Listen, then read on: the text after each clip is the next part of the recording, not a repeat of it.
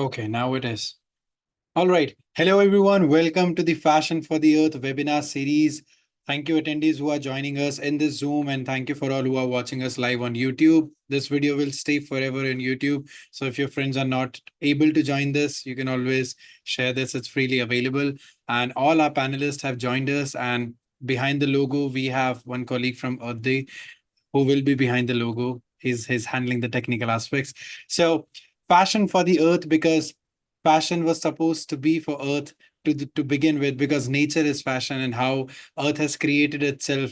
That is the true fashion, not what we are doing today. And that is what we're going to be discussing. So I'll just brief you about what is Earth Day.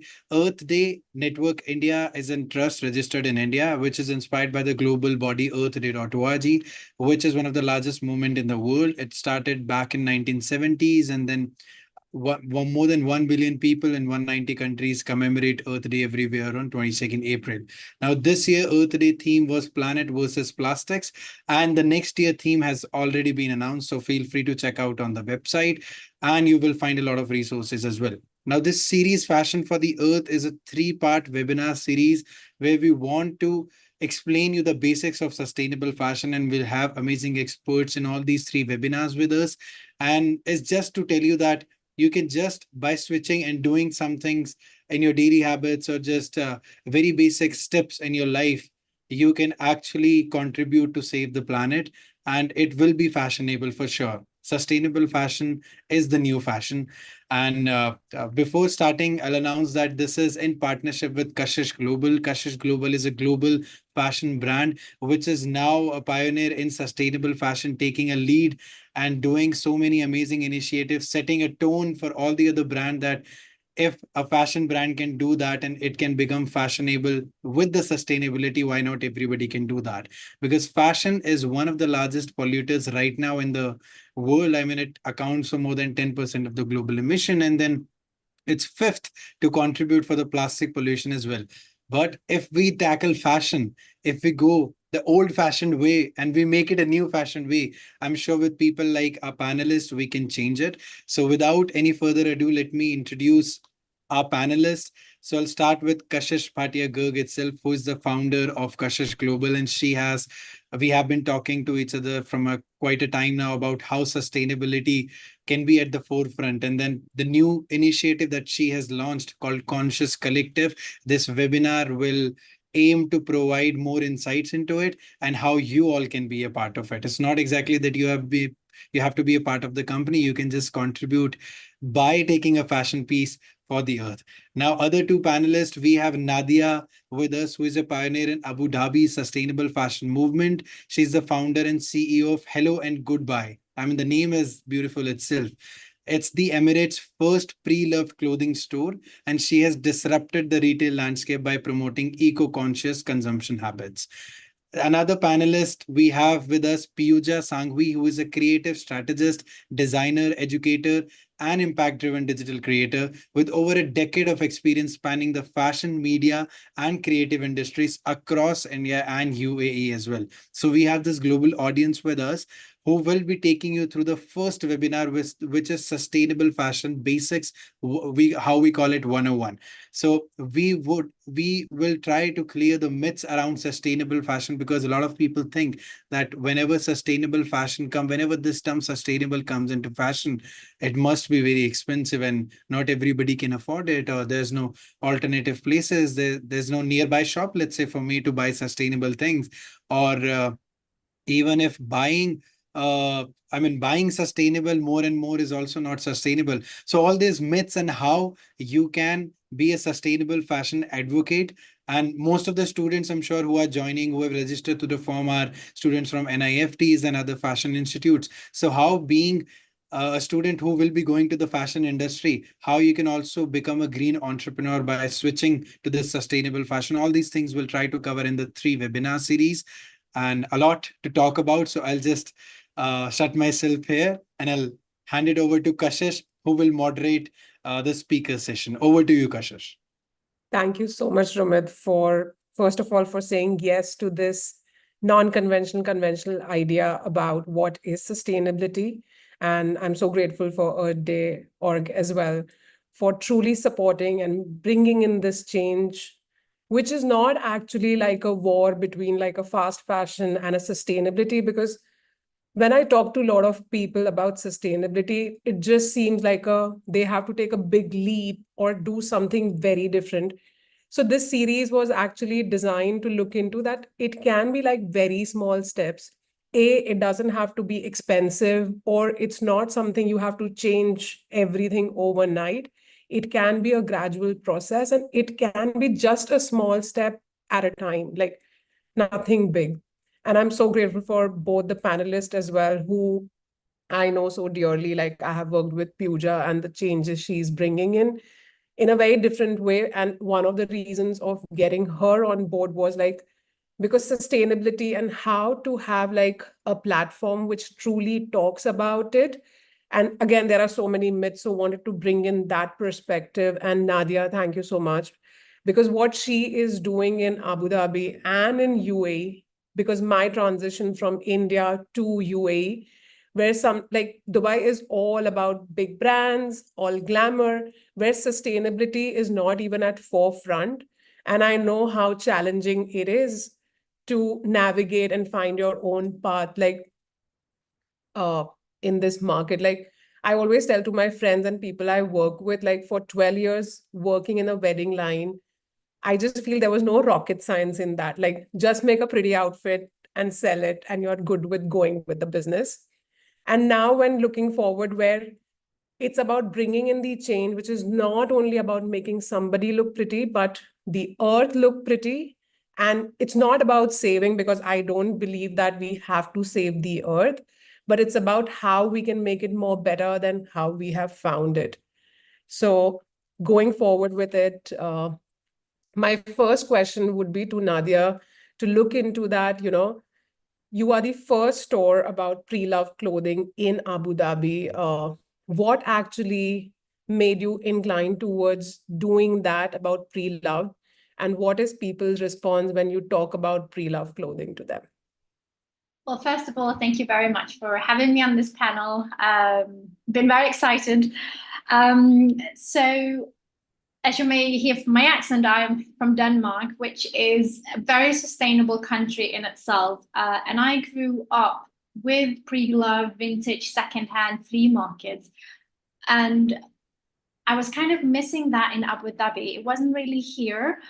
So after COVID, I noticed that there was a change in people's mindset. It seemed like people became a little bit more aware that we as consumers actually have a lot of power in how we spend our money and how we make our choices. So Hello and Goodbye was born in like after COVID, a little bit during COVID.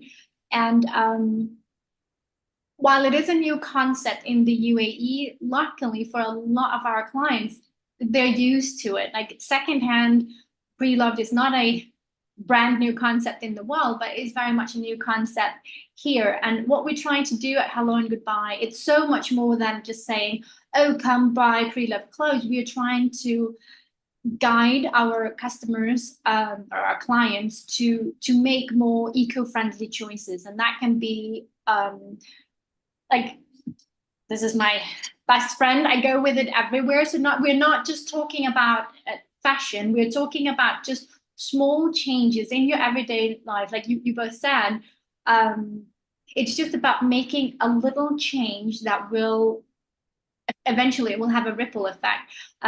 My passion is sustainability by birth, really, and then I really just love fashion. So I wanted to combine those two things. Like, okay, how can I be a part of an industry that we all know is not the best, but how can I bring something of my inheritance to the UAE? And to answer your actual question, how is the consumers taking it in Abu Dhabi or the UAE? I have to say, in the beginning, it was a lot of struggle getting across. There is a taboo about wearing pre-loved, and it's still there. But we're working through education, through letting people know that there's nothing wrong with wearing a pre-loved outfit. No one, like if you're a little bit shy, no one will ever know that's pre-loved. Also, the washing machine was invented for a reason. I always say that. It's like, wash it. And like, I always make an effort in wearing items that are pre-loved when I'm speaking or anything, so I can tell people, but can you tell that there's anything off with my outfit or anything? And they're like, no, you look really good. It's like, this is pre-loved. And they're like, oh, okay. So it's a change in mindset that's definitely coming to the UAE, also with it being the second year of sustainability. It's coming, and it's coming with a lot of speed. Thank God.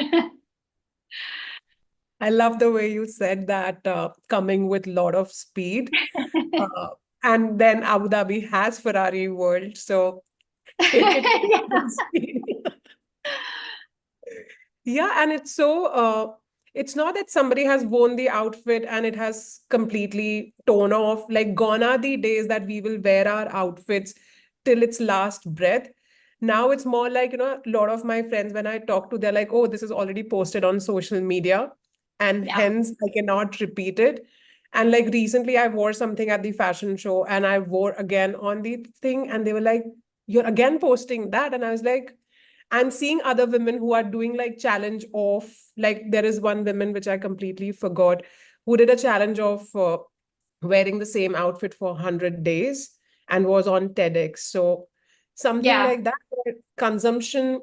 So, wearing that outfits, which we have hardly worn for 1 or 2 times, it's either going to rest in your outfit, like rest in peace, which is you're not going to like, wear it ever again. Or you can just pass it on that somebody else can wear it, embrace it, because it's still like intact. Like, a lot of our garments are just intact, even with the labels. So might as well give. So such a great thing. Uh, like, do you find, Nadia, any challenges in terms of uh people, how they are taking it? Or now, like, coming from India as well, this is so much like well accepted in India and even like US, but for UAE it is still like a very alien term. Like, what is the most weird comment you have got, or most challenging thing which you have faced? Um, it depends a lot on where people are from. Like, did they grow up with this? Is this a new concept? But as mentioned before, I get a lot of questions saying, but is it clean? Like, yes, of course it's clean. And like, not throw it in the wash. Like, you don't go to the mall. I hope you don't go to the mall and buy something new and don't wash it before you actually wear it. Like, if you have any doubts, we do that with secondhand as well. But you mentioned something before, just saying that exactly your point was that a lot of people say, I already wore this, it's on social media, I can't wear it again. And that is exactly the mindset that Hello and Goodbye wants to change. I from my personal Instagram account, I take a picture of what I wear every day, I break down the outfit, and I let people know that I have worn this shirt hundreds of times. And then I talk about price per wear, because if you wear your clothes once, it's really expensive. But if you wear your clothes, again, hundreds of times for a linen shirt, it becomes really, really cheap. And so I think we need to have a conversation about how we think sustainability in our wardrobes. Even if fast fashion, excuse me, even if fast fashion is what you can afford, then go with pre-loved, and then think, will I wear this for the next 2-3 years, or will I wear this for one event because it's super trendy? And then, so it's a conversation about how we think fashion, not just we need to make more sustainable choices. And when I post these outfit of the day, today I wore a dress, which I turned into a skirt. So I also try to teach people how you can maximize what you already have in your wardrobe. You don't need to have a huge wardrobe in order to have lots and lots of different outfits. So we're really all about educating at Hello and Goodbye. And if someone wants to buy something pretty low, we're very happy about that, of course. Yeah. Yeah. Like my daughter is in Horizon English, and they recently, like last year, like, because my daughter is 5 years old, and kids, even if they grow, like because they are at the age, they are growing so fast. So even if the uniform, they can wear it because they have outgrown the age, they cannot really use it. Mm. And the school actually arranged the swap because rather than reaching out to some random community, these are the students of the school which will require it. And I remember talking to a few of the friends and the parents, and they had like a little skeptic about that. Oh, why our child would wear that? And I was having a conversation with my daughter, and when I was like, rather than throwing it to the landfill because nobody's going to wear, somebody else will wear your clothes and you can wear somebody else. She Yeah. got so excited about it. She went and told to two friends, and it was such an interesting thing. So, how we can bring in this ripple effect, like not only in terms of, because I get our dresses is not like a necessity, it's more from a fashion perspective, but uniforms are more from necessity and how we can have like a pre-loved in a different way, basically there. Pooja, I would like to ask you a question. Like you work with a lot of indigenous art and sustainability. I know in today's time, it is all about social media and digital platform. What do you think, like, is this platform creating like we become so prompt in buying something so fast when we see, oh, it's only for say 100 rupees or 100 grams, we're like, okay, let's go and buy. What do you think in that term, like, is digital platform creating more for sustainable fashion industry? Like, are you in for it, out for it? And if what is your say on that? What I feel is any digital platform, any social media for that matter, has really amplified the voices of the underrepresented. So if we look at craftsmen or if we look at artisans, people who are working with hands, making anything by hand, whether it's a piece of jewelry, whether it's home decor, whether it's handloom textiles, obviously it takes a lot more longer than something that's machine made or mass produced. And these people also have very little budgets to actually talk about themselves. So they cannot go the traditional route of advertising with big brand ambassadors or, TV ads and hoardings. But with social media, which is now so quickly available, we're able to access this wealth. Now, I use the word wealth for anything that is artisanal because it is something that you collect. It's not like one of your fast fashion pieces. You get it and then, you've worn it once and then you're like, no, I don't want to flaunt it again. No, you want to wear it. You want people to talk about it again and again. So I feel that with social media and any digital communication, we've bridged that gap. We've started making their voices being heard, and it is two sides of the same coin. On one hand, people use social media to show the latest hauls and how you can buy 5 items under XYZ. And it's a lot of fast fashion. But like you rightly said, Kashish, we are not fast fashion versus sustainable fashion. It's the same ecosystem. So I feel finally now people are talking about handmade, craft-based products, artisan-based products. These are also products like, how the concept that Nadia is promoting. These are things that you wish to pass down to people because they're so rare, they're so unique. They're not like one of those things you buy from something and then you want to pass it down to someone, because there is some sentimental value attached to it as well. So I feel that social media is really doing that. It's also helping, I think, the newer generation. So if you're looking at, say, Gen Alpha, which is your daughter's age, or Gen Z, which has just started workforce, I think for them to feel connected with our past, whether it is any country or region or ethnicities, cultural, traditional craft, the only way to reach them is through this media. There is no other way. It's not like we'll be able to take them through textbooks because it tends to get monotonous. And this is a great way for actually craft to have that spotlight on them. In fact, a lot of brands are going through that narrative. The only part which I feel is a little disappointing is a couple of years back, we saw greenwashing. Now we're seeing craft washing being the new thing, where every brand, whether they use a particular craft or whether it's traditional or indigenous or not, they all want to add in their stance to it. So I feel that that's one area that we can't really do too much about at this point. But if the consumer is definitely more aware, they're able to judge the difference more easily. Yeah. Like recently I saw you are doing the entire stories with the alphabets and the crafts of India.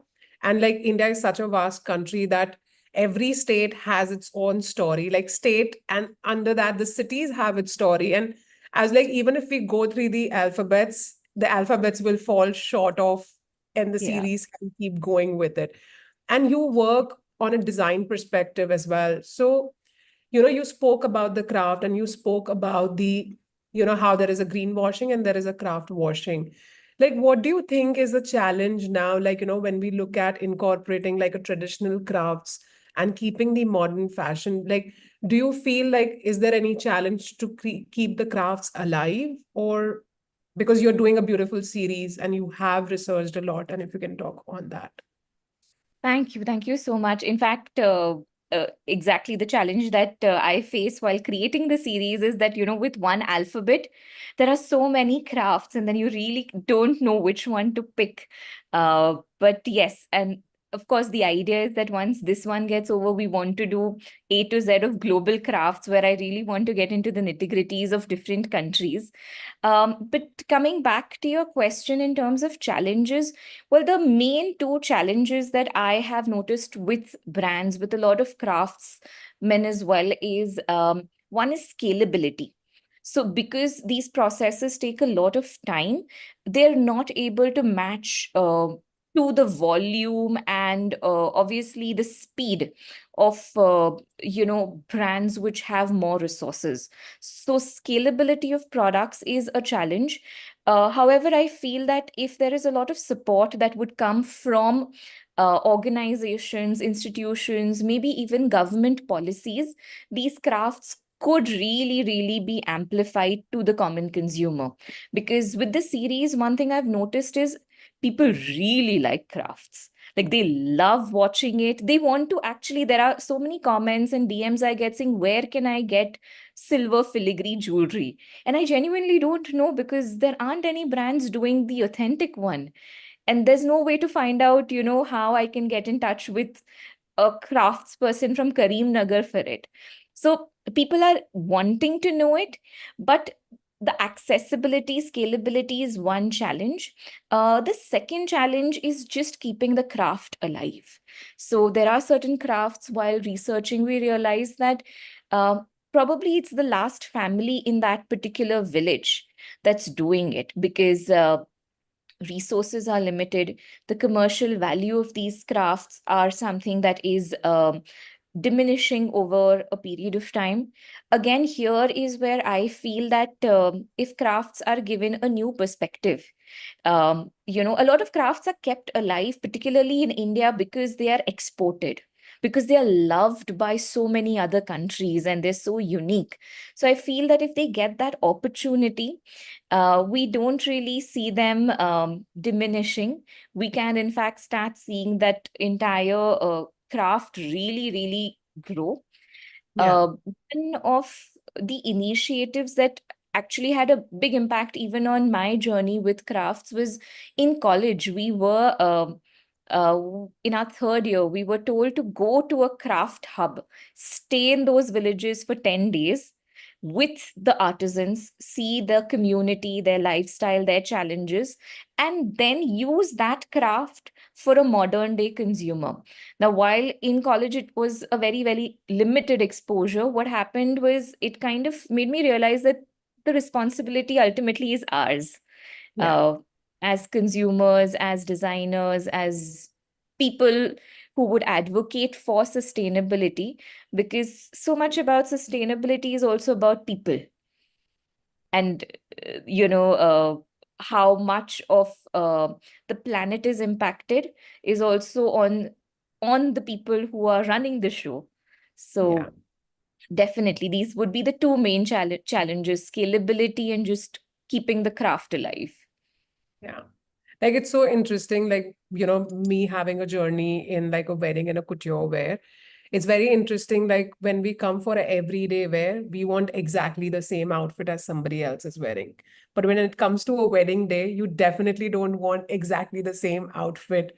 So, though we are so different and unique in own way, we still like, love to copy or replicate what other is doing rather than looking the beauty of individual thing. Like I have worked crafts for a long, like, for entire my journey, and I have like a either it is from the love of being born and brought up in India, or it is so close to my heart that the entire reason of bringing Kashish Global was also that how crafts can be alive even in like everyday and occasional base only. Like you don't have to be thoughtful about what you're wearing and how you're wearing for a big wedding day, but how crafts can be infused in. I wanted to go for every day, but I will not call my jackets as every day. It's more of occasional. But then, yeah, the entire thing is how I can bring in the crafts in everyday use as well. Like rather than printing, if you are including, and it's challenging because even if you're doing like 4 pieces, they will look very different and unique. It will not look same. And here the challenge is like I would like to have exactly same. So how you can have like a difference, and every piece is so beautiful and different with a little variation of its own and a unique story of its own, basically. Nadia, do you find any challenges with pre-loved fashion? Like, do you think the pre-loved fashion is changing how we are looking at the retail market, or you feel that it will have its own journey and the retail will have its own journey? I want to answer that, but before, I just want to, now we're speaking about handmade crafts, I just want to, it's a little wobbly, but it's actually handmade by myself. Oh, So yeah, I just wanted to jump at that. I am not a craftsman by any means, hence the very you weird cannot shape. really tell that. You cannot really tell. But I love it, and I just want to jump on what you said, that when it's something that's handmade, oh my God, like it's not the prettiest and it's not very straight, but I spend hours in sweat and tears. There were tears, and I just love it. So yeah, it's such a shame that hand craftsmanship is a rarity nowadays. Yeah. Sorry, can you repeat the question? I forgot. Like here we are talking like, about the crafts, and it has its own challenging about like, A, it cannot be mass produced. B, it has its unique, like every piece is different. I know uh, even with pre-love, like, there are challenges and even transformation, like everything has its pros and cons. Do you get like, having like a pre-loved line or it is slowly going to be industry in its own. Do you think how it's going to impact the retail in terms of sustainability or just a retail market? I really believe that pre-loved is it's growing. It's not something I believe, but all the numbers are pointing that in the next, what is it, 10 years, it's going to be a trillion-dollar industry. So everything is pointing in the direction that pre-loved is the way to go. However, there's actually an aspect that we are not taking into consideration, that we're not solving anything by buying more pre-loved. The challenge, I think, is the mindset. It's about how much we consume. If I buy absolutely everything pre-loved, but I still go out and buy 5-10 new items a month or a week, I'm not really solving anything. I'm shifting the problem.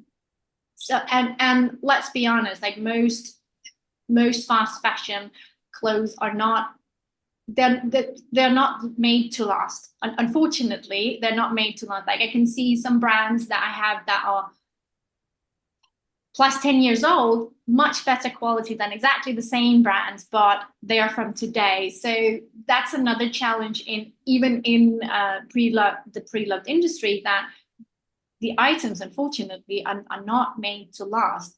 So I think it all comes down, like being really sustainable in the fashion industry. It comes down to making the right choices. Like, do I need to have 7 different white shirts? I really don't. I need to have one that does what I need it to do, that's well made, that I can work with in so many different items, in so many different outfits.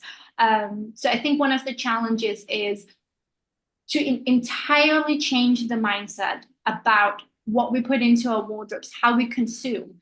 And really, it's not just in fashion, it's in anything. If we want to actually make change, we generally just have to consume about 10% less. We would solve so many issues. And another challenge that we struggle with at Hello and Goodbye and any pre-loved industry, as I mentioned before, people are worried if the clothes are new, if it's in good quality, these kind of things. And there is a survey or a research that says that the average woman across the world only wears her items 7 times. That's like 7. That's this many times before getting rid of it. It's not recycled. It is going to the landfills. And when I read those numbers, I was like, no, we can't do that. I don't want to just give a lot of dark numbers because it would turn sour. I don't want to do that, but I want to give another fact that every second there is a truck filled with clothes. Like every second, a truck filled with clothes actually end up in the landfills, and that is the mindset of we need to change. That we have to stop that. And again, it's a big task. But I believe that anyone that is doing just a tiny little bit in any topic of sustainability is a part of the solution. We're all doing our small bit, and that is very much by making handcrafted jewelry pieces or clothing pieces, or unique pieces that you will love, you will pass down, because those are the pieces that we keep. We do not keep that ring or whatever we bought for 10 dirhams because it's not going to last. Yeah.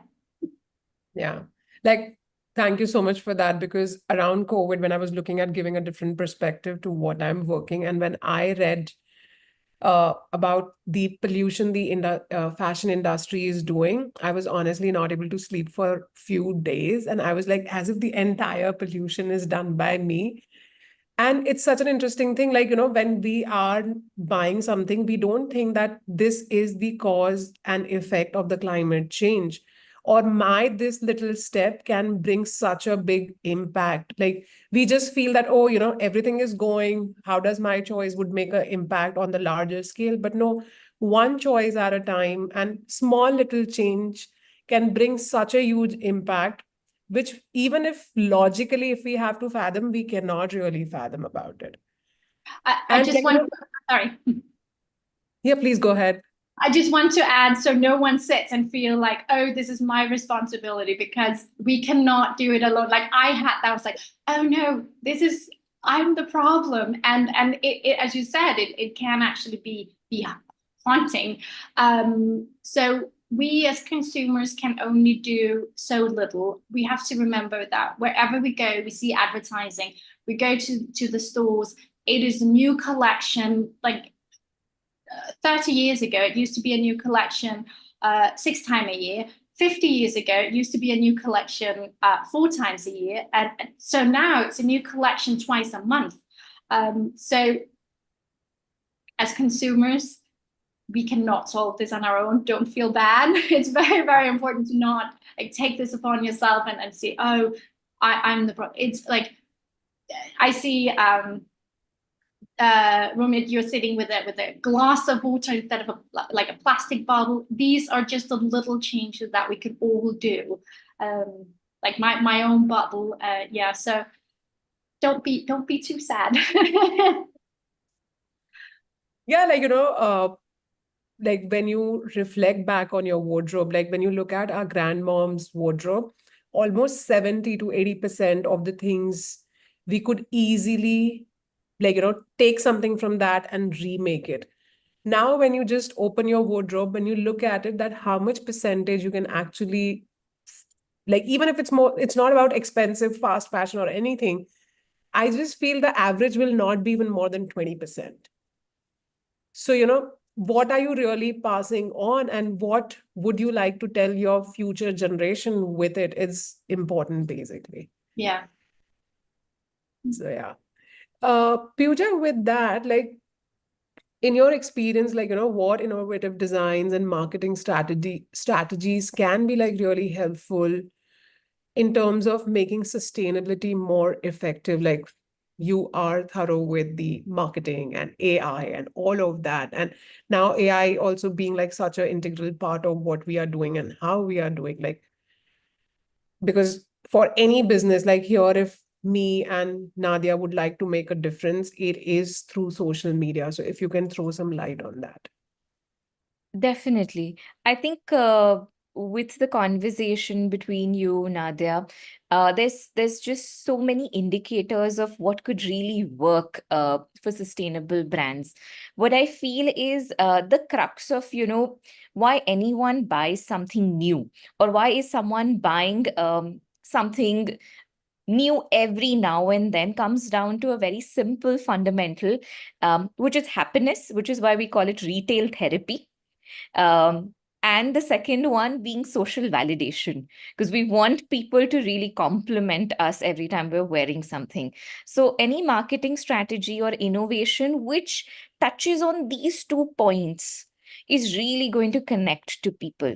So I'll just share a couple of them that I know for sure could benefit if there are any business owners or innovators in the audience. So one is anything to do with memories. People really retain things because they feel an emotional connect or a memory with it.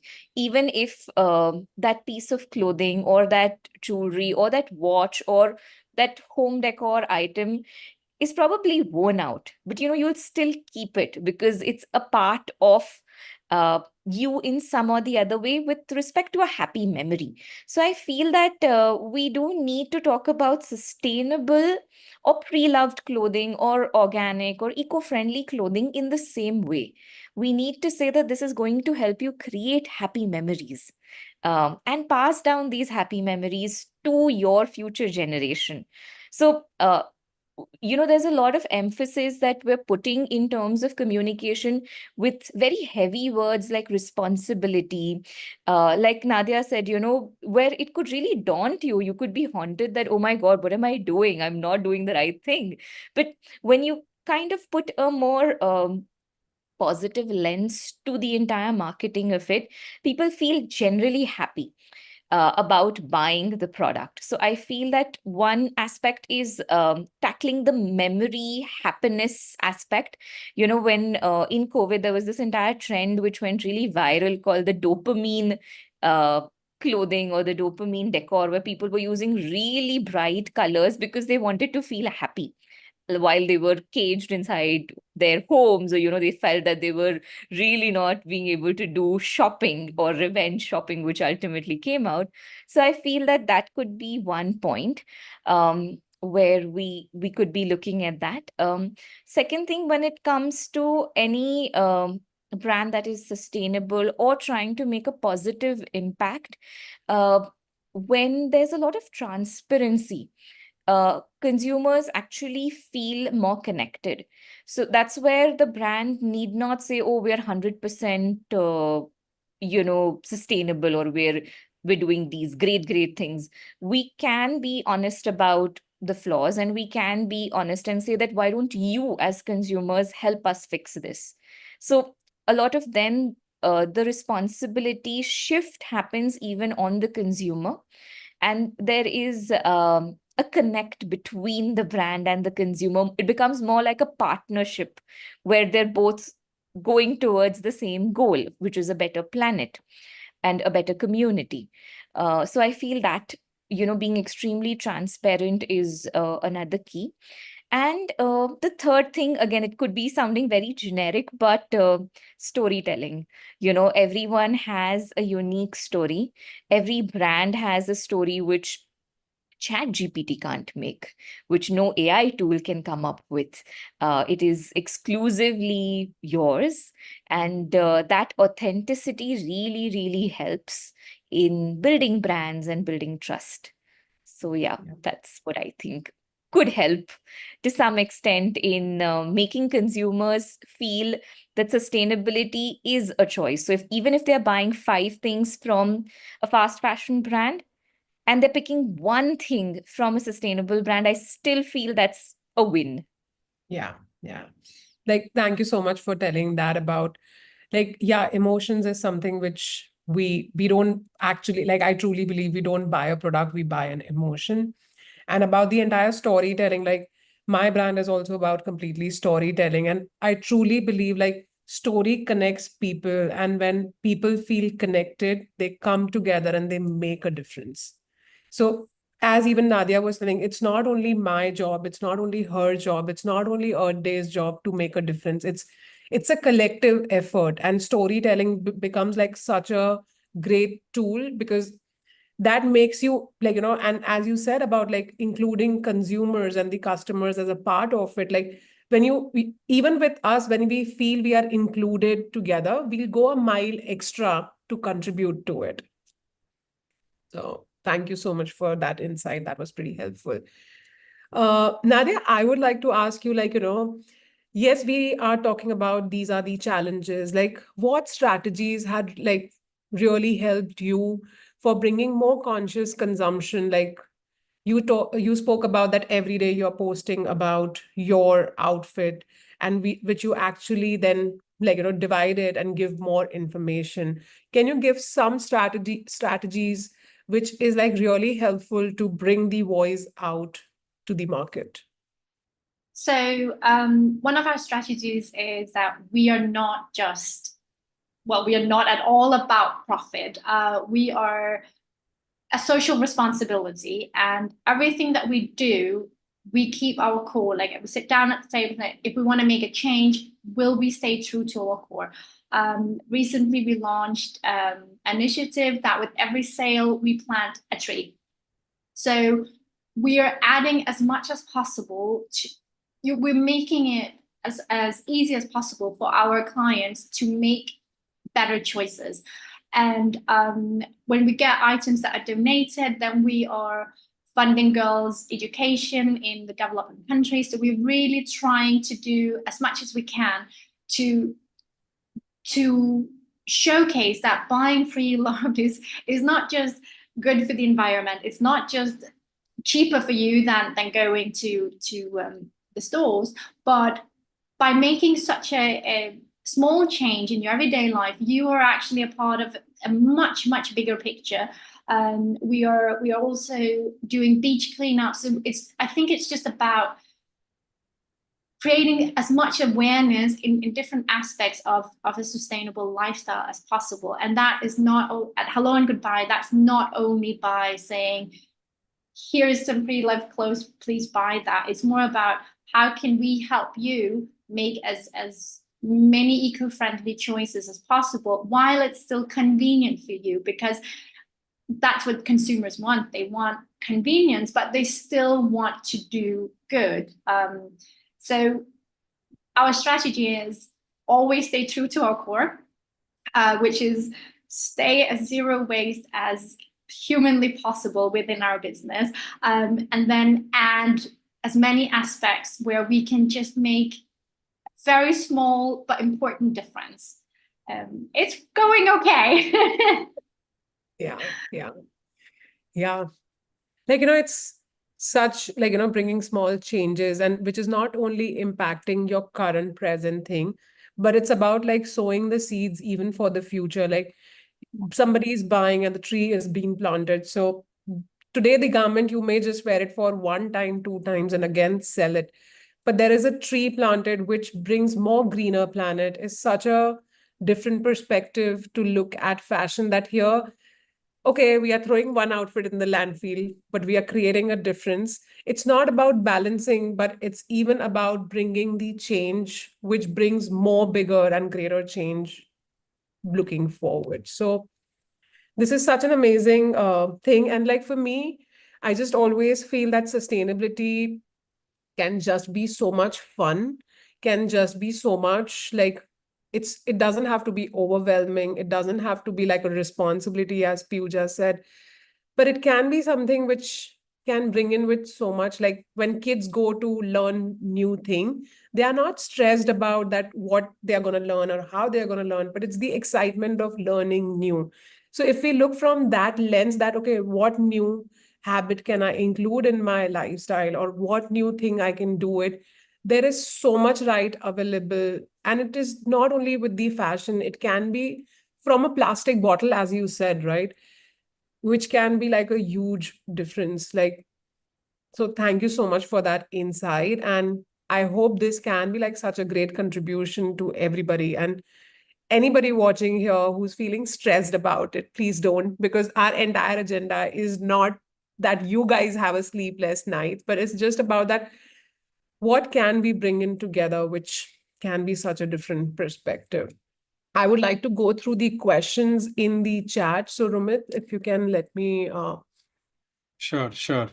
So I just want to say that you've made it very beautiful by saying you do not have to be sad or stressed, because when sustainability comes, I think these two terms are always associated with it. People feel, okay, it's very sad the earth is in this state, or it's very stressed. What do I do? What do I not do? Things like that. So thank you all for making it sustainability to be a super fun progress rather than a sad or stress thing. I mean, we can just do it with our regular lives. So we have some questions. I'll try to combine because we have so many questions. I'll try to combine some of them together. And we had also received some submitted question through the form that we circulated. So one we had about pre-loved clothes. So Samarnika is asking, how do you maintain the quality check process for pre-loved clothes? And again, she has another question. How do you maintain the pricing strategy for the same? And maybe both of you can answer it. Other question into this also, how does a startup which comes into the market of a pre-loved, sustain itself in the very first initial stage? Those are very, very good questions. I will try to answer to the best I can. Quality check, we check every single item. There are some things that we don't sell, we cannot sell, but rest assured, nothing that comes through our doors goes to waste. The things that we cannot resell, it's either too damaged, there are stains that we wash a lot, and if it's an item that's too damaged and our seamstress can't fix it, we then donate the items to a different entity that will take the fabric, the usable fabric, and change it, like from the clothes, and they'll change it into something else. So quality is what we pride ourselves on, to be honest. Everything is at a certain standard. If it's not, we will not sell it. Spend a lot of time and a lot of bright light to check everything. So rest assured, it's all in perfect condition. That's something we pride ourselves on, that you will not find a broken zipper, you will not find a stain, because there is a lot of stigma around wearing there's a lot of stigma around wearing pre-love. So we want to like completely try to move that by having perfect pieces. We always say, please don't bring anything to hello and goodbye that you would not lend to your best friend. So that's kind of our standard. Wonderful. The second part of the question was the pricing. Yes. That's a whole different discussion. Pricing, we say it needs to make sense to choose pre-loved compared to going and buying it from a new. We also don't want it to be, oh, okay, it's so cheap that it's the pricing is difficult, because we need to maintain a certain image around wearing pre-loved. It's not the rummage bins that you go through. There is exclusivity, there is a niceness, there is unique items. So there is a lot of things you have to take into consideration. Of course, an item from a fast fashion brand, we sell it at much cheaper than you would go and do. So there needs to be a pull towards coming to us both financially and the way, but our more unique items are of course more expensive. We have some handmade items.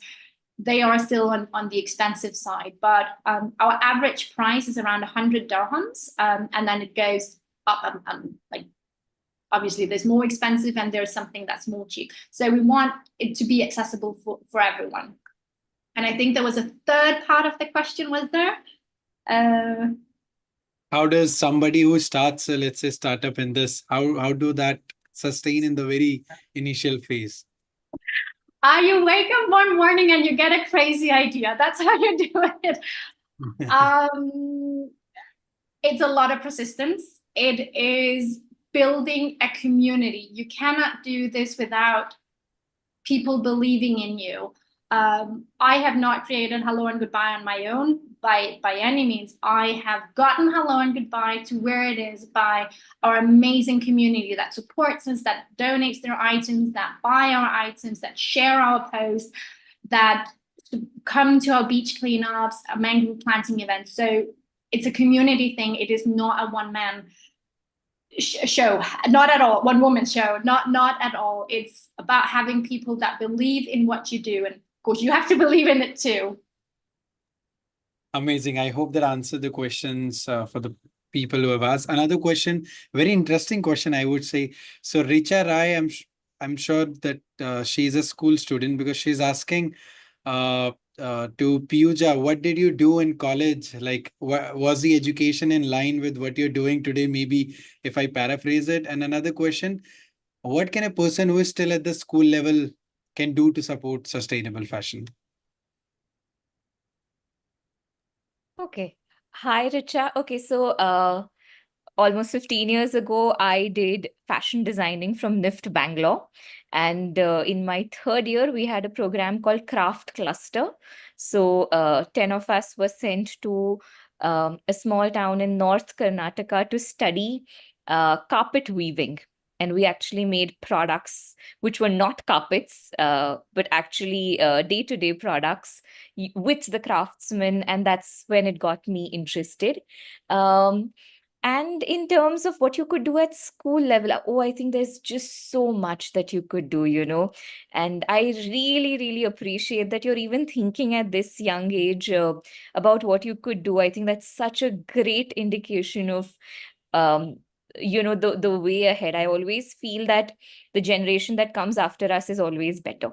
I'm, it's an yeah, I feel that every generation that comes next is better. And your question here really, really cements that thought for me.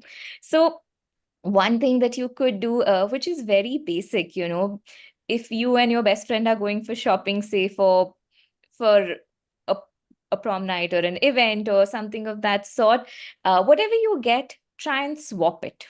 You don't really need to have a new outfit for every event. Also, because you're at school, you can be so much more creative with DIY things. So, anything that is left, which is waste, which is scrap, or maybe something that's there in your wardrobe, try cutting it, stitching it up, embellishing it, give it a new spin, and wear it with pride. Don't feel that, okay, what is someone going to think about me? I've worn this earlier, because like Nadia mentioned, we have washing machines for a reason. We have detergents and everything for a reason, dry cleaning for a reason. So you can be extremely creative, even if it's a basic black dress that you have. Every time you can add your level of creativity to it. And at a school level, I think, turn any celebration into a sustainable celebration. So, it could be a swap party that you could organize inside your friend circle or at school. It could also be that any decor that you're doing for a birthday party or any celebration that could be done from any waste, cardboard, or delivery boxes. Because one of the problems I think brands also have is that the packaging material is in excess. There's going to be some 5 different layers and then another 3 layers of whatever that product is, and it could be a very tiny product. So anywhere where you see the scope to get creative and not throw something just because it's useless according to you would be a great starting point. And at a school level, again, you can have so much fun. I would say don't fall into the trap of wearing something just because someone else is. In fact, go in the exact opposite direction. Try and pick something which is rare, which no one's ever seen. And that'll also give you the confidence to really step into university with your own, your own sense of style or signature, which allows you to be yourself. So that's just my take on it. But I'm sure Nadia, Kashish, and Rumit have their own inputs into how someone at a school level could do this. I think you've said it all, and we all know there's a lot of things to do. And actually, there's a comment on what you mentioned about the jewelry thing. So there's one person called Mona Shroff, and the person has wrote that I agree that keeping craftsman artistry alive is a huge challenge. And I'm a jewelry designer myself, and all my pieces are handmade in my factories in Brazil. The new generation don't want to continue the same profession of their fathers and forefathers. Sadly, it's a huge struggle to find talented craftsmen. I think that's Can a I challenge add you also something mentioned. to Yes, please, like please. it's very sad that the generation before us used to always think that our kids should do that. Like, why are we just looking at our kids passing on as a legacy? If this was the case, we were not here on this webinar talking to some random people across the globe. It can be Yeah. like, if I'm say example, if I think my daughter is going to continue with the fashion, if something fashion is not her passion or that level of interest, it's just going to die as it is. It's not about even craftsmanship. So rather than going, like, I think in today's world, the power of collaboration is so, so, so strong that somebody who can be an absolute stranger sitting in the like different part of the world would carry on that business in such a different way, which your daughter or son, even if they would not be able to give justice to it. So Yeah. here we have the access of the laptop, we have the access of phone, which is like a global, like our all equipments are pretty global citizens now. So which you can just scroll it, find a person and pass on the legacy. Like, don't restrict yourself only to your kids, basically. Yeah. I It's a love that thought. very good point. Yeah, that's a very good thought. And Never thought of it it just, that way. yeah, it just reminded me that Pooja, also you mentioned how a lot of with fashion is just not the cloth piece. It's the delivery, it's the transportation, is the plastic packaging that comes with it. So at Earth Day, we have this amazing program called Young Entrepreneurs Awards. And the second cohort of this awards was actually on sustainable fashion. And you won't believe amazing ideas by these people in college they came up with. And one mentioned that even if the shoes are being now made completely sustainable, the end of that thread is the laces, I think the egglet you call it, it's still not sustainable. And then when you say you're buying a sustainable piece of clothing or something, but then the tag that they are attaching it to, that still has a plastic ring to it. And then all the packaging that is coming with. So it's good how people are now thinking the generation is moving forward, and how that even that small plastic ring can be a huge contributor to the pollution that there is. And that brings me to the next question. A person has mentioned about wardrobe detox, which has been one of my favorite things, which is basically, I mean, but once you get into sustainability, there's nothing to do with the wardrobe detox. So just to clarify to audience, it's simply when you just clear all your clothes from your wardrobe and just kind of make it which one is you're going to keep it, which one can stay longer, which one you can donate to your younger ones or somebody, and which one are like you really want to do something with it, repurpose or something. But there's another question which any one of you can answer.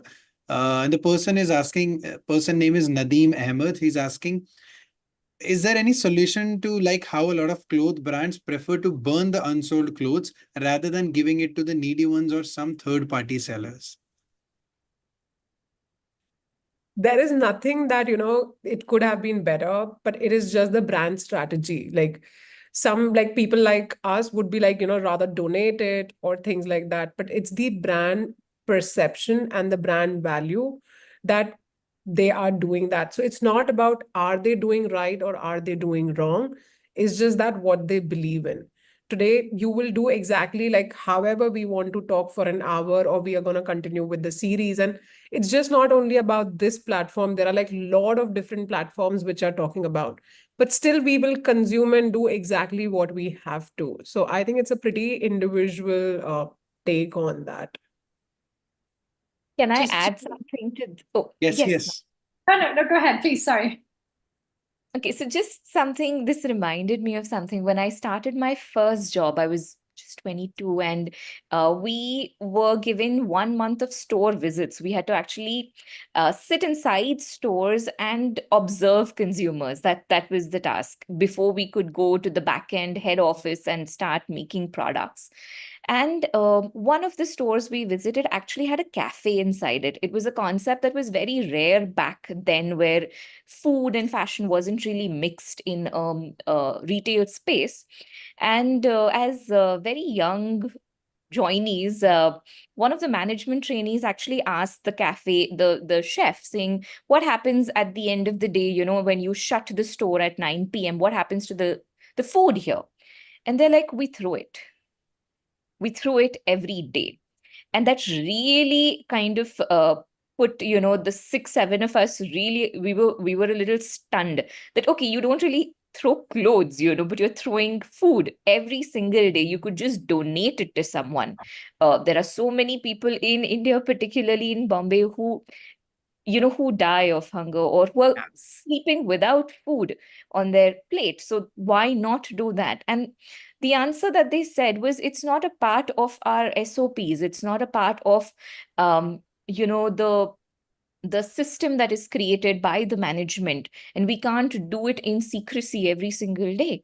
So I also feel that somewhere this kind of has to come from a higher management level, maybe MBA colleges, where so many people are trained to become CEOs and CFOs, should have something very specific to sustainability and empathy, as opposed to just balance sheets and just crunching numbers. Because that again, I think someone has written here, that needs a lot of operational headache. But the point is, it's at the end of the day, if it's just profits, and that's the reason why we're throwing food or we're burning outfits or garments, it's okay from a business perspective, but is it really right at a human level is very, very questionable. Just to jump on what you just said,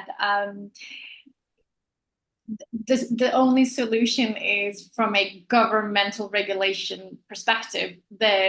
Because the companies are never going to do it, because as you said, it's at the end of the day, it's all about Excel sheets. What does the green number say? And they're never going to want to lower the brand value. So unless there is governmental regulations, unfortunately, we are going to continue to read about this brand burned X amount of kgs of tons of clothes, and this amount kgs of tons of food is being thrown out while it could have done good.